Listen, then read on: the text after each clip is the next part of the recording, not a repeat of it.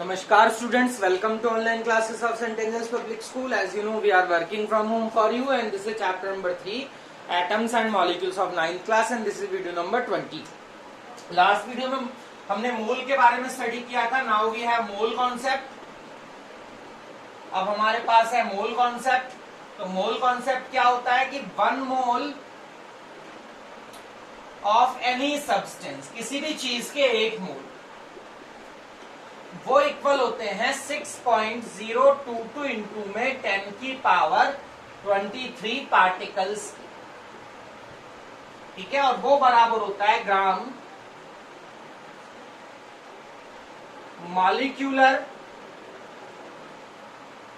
और atomic mass के. That is the mole concept. ये चीज है ये चीज जो है वो है हमारा मोल कॉन्सेप्ट. ठीक है, जो मैंने सामने लिखा है कि 1 mole of any substance equal to 6.022 into में 10 की power 23 particles and that all both of them equal to gram molecular or atomic mass of that substance. That is the mole concept. और इसी कॉन्सेप्ट में हमारे पास कुछ numericals होंगे, कुछ numericals problem होंगी इसी कॉन्सेप्ट पे, तो हम उनको करेंगे.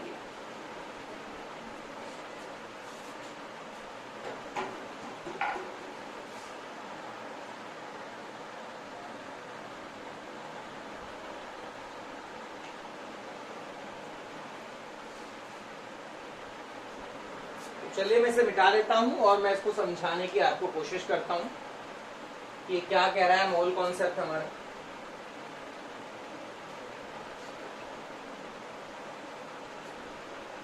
तो जो मोल कॉन्सेप्ट है वो हमारा कहता है कि अगर आपको बोला जाए 1 मोल ऑफ CO2, तो इसका मतलब है कि 1 मोल ऑफ CO2 का मीनिंग होता है 6.022 इंटू में 10 की पावर 23 CO2. देखो मॉलिक्यूल है तो 10 की पावर 23 CO2 के मॉलिक्यूल्स, और that is equal to CO2 का molecular mass. Molecular mass of CO2. तो CO2 का मॉलिक्यूलर मास क्या होता है? 44 ग्राम. तो यानी कि 44 ग्राम CO2 अगर आपके पास है तो उसमें कितने CO2 के मॉलिक्यूल्स होंगे? दिस. और वो कितने के इक्वल होगी? इतने मतलब 44 ग्राम CO2 जो होगी वो इक्वल होगी 1 मोल ऑफ CO2 के. सेम आपके पास 1 मोल ऑफ ऑक्सीजन एटम है, तो 1 mole of oxygen atom are equal to 6.022 into में 10 की पावर 23 ऑक्सीजन के एटम. ठीक है, क्योंकि अब देखो ऊपर मॉलिक्यूल तो मैंने मॉलिक्यूल लिखा और यहाँ एटम है तो मैं यहाँ एटम लिखूंगा, और वो बराबर हो जाएगा ऑक्सीजन का एटॉमिक मास जो कि होता है 16 ग्राम. तो यानी कि अगर आपके पास 16 ग्राम ऑक्सीजन के एटम है तो उसमें कितने एटम प्रेजेंट होंगे? इतने एटम प्रेजेंट होंगे. और 16 ग्राम ऑक्सीजन के जो एटम है वो किसके बराबर होंगे? 1 मोल ऑफ ऑक्सीजन एटम के क्या होंगे? इक्वल होंगे.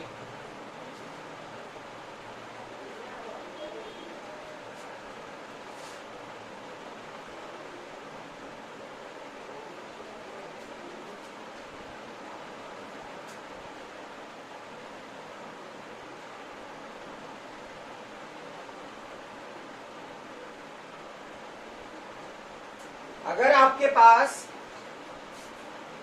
1 मोल ऑफ वाटर है तो 1 मोल वाटर कितना होगा? उसके अंदर होंगे 6.022 इंटू में 10 की पावर 23 H2O के मॉलिक्यूल, और वो बराबर होगा H2O का मॉलिक्यूलर मास जो कि होता है 18 ग्राम.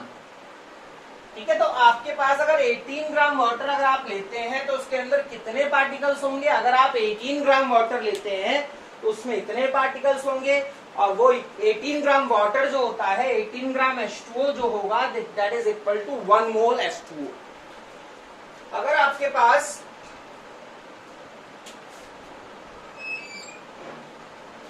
अगर आपके पास 1 मोल ऑफ N2 गैस है, नाइट्रोजन गैस है, तो वो इक्वल होगी 022 इंटू में 10 की पावर 23 N2 के मॉलिक्यूल्स, और फिर वो इक्वल हो जाएगा N2 का मॉलिक्यूलर मास। तो नाइट्रोजन का मास होता है 14 ग्राम, N2 का हो जाएगा 28 ग्राम। तो यानी अगर आप 28 ग्राम N2 गैस लेते हैं, नाइट्रोजन गैस लेते हैं, तो वो इक्वल होगी 1 मोल ऑफ नाइट्रोजन गैस के। और 28 ग्राम नाइट्रोजन गैस में कितने पार्टिकल्स प्रेजेंट होंगे? 6.022 इंटू में 10 की पावर 23 पार्टिकल्स N2 के पार्टिकल या N2 के मॉलिक्यूल्स क्या होंगे? प्रेजेंट होंगे।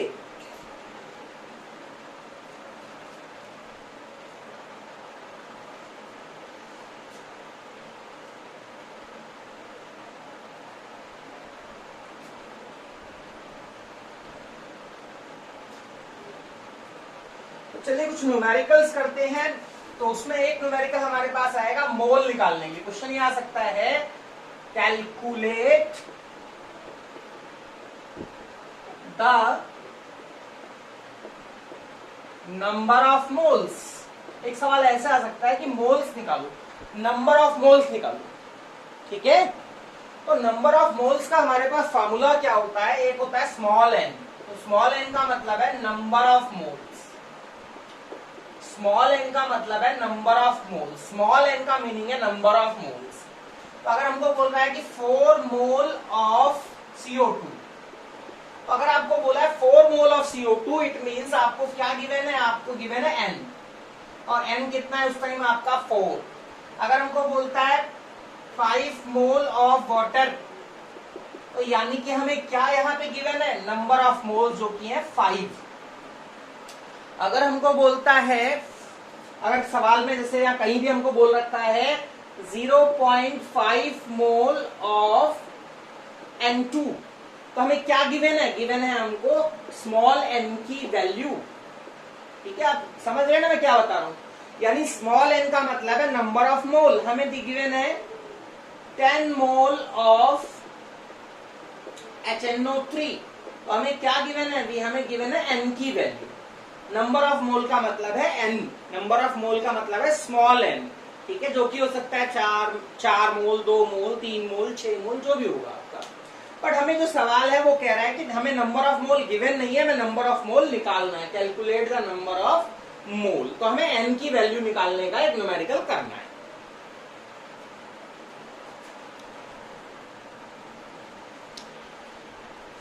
हमें क्वेश्चन है calculate the number of moles from, किससे निकालना है? सवाल में क्या दिया होगा? हमें दिया होगा गिवन मास, हमें दिया होगा एक मास। तो गिवन मास को हम लोग मानते हैं W। तो हमारे पास नंबर ऑफ मोल्स का फार्मूला होता है, स्मॉल n का फार्मूला होता है W अपॉन में m। ये फार्मूला है नंबर ऑफ मोल्स का। यानी नंबर ऑफ मोल्स क्या होते हैं? नंबर ऑफ मोल्स क्या होते हैं? नंबर ऑफ मोल्स होते हैं गिवन मास अपॉन में मोलर मास, जिसे आप मॉलिक्यूलर मास भी कह सकते हैं। गिवन मास अपॉन में मोलर मास, ये है नंबर ऑफ मोल्स का फार्मूला। यानी नंबर ऑफ मोल्स हुआ n, गिवन मास हुआ W, और मोलर मास हुआ बड़ा N, कैपिटल N, ठीक है। ये फार्मूला हो गया नंबर ऑफ मोल्स निकालने का, ठीक है। This is formula of to calculate the number of moles.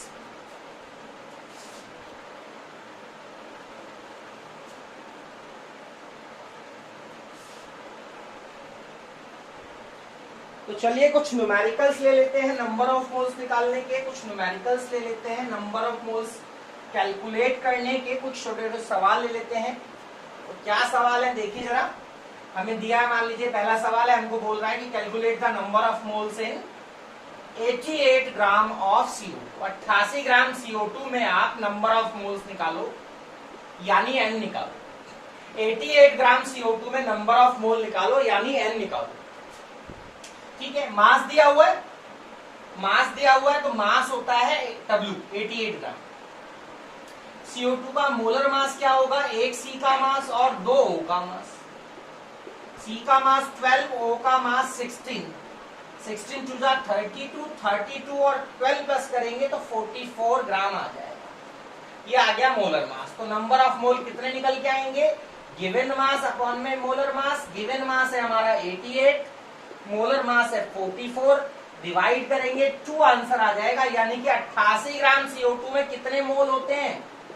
2 मोल होते हैं, means 82 gram of CO2 contain 2 mole. 88 gram CO2 में हमारे होंगे 2 मोल।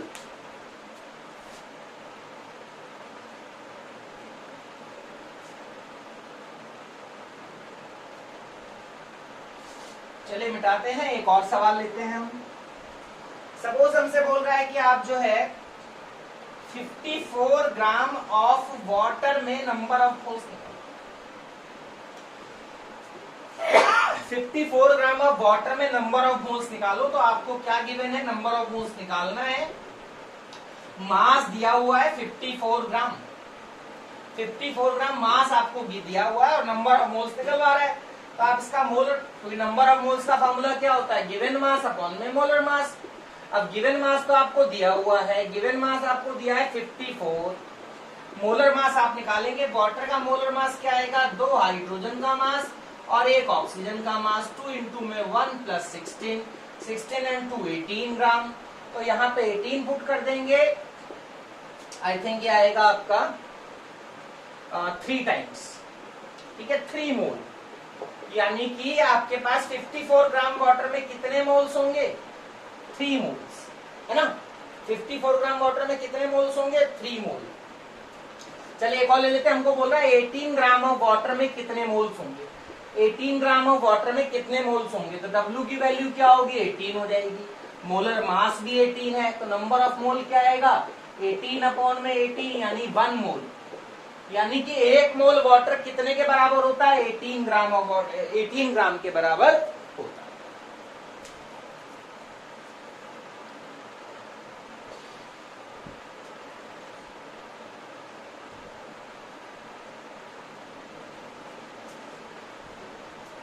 चलिए एक और सवाल लेते हैं, छोटा सा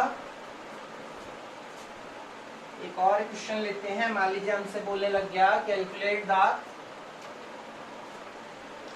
क्वेश्चन है calculate the number of moles in 126 gram of HNO3।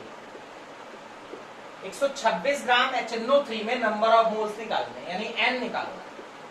मास कितना गिवन है? 126 ग्राम। नंबर ऑफ मोल्स का फॉर्मूला क्या होता है? गिवन मास अपॉन में मोलर मास। गिवन मास है 126 ग्राम, मोलर मास हमको निकाल लेते हैं। मोलर मास होगा H का मास, N का मास और 3 ऑक्सीजन का मास। H का मास 1, N का 14, ऑक्सीजन का होता है 16, इट विल बी 63।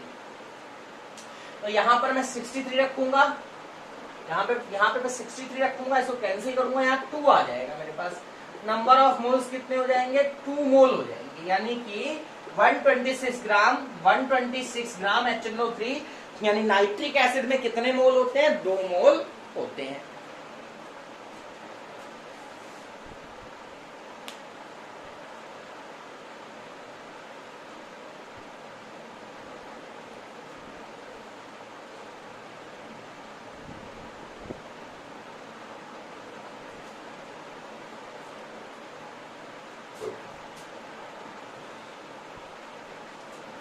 एक और सवाल ले लेते हैं। मान लीजिए हमको बोलता है calculate the number of moles in 49 gram of H2SO4। तो नंबर ऑफ मोल्स निकालना है। गिवन मास 49 ग्राम है। आपको बता दूं H2SO4 का मोलर मास होगा 98 ग्राम, आप चाहे निकाल देना। N is equal to W upon में M फॉर्मूला होता है। W कितना है? 49, M कितना है? 98, it will be half mole. यानी कि 49 gram of H2SO4 sulphuric acid में कितना मोल होगा? हाफ मोल होगा।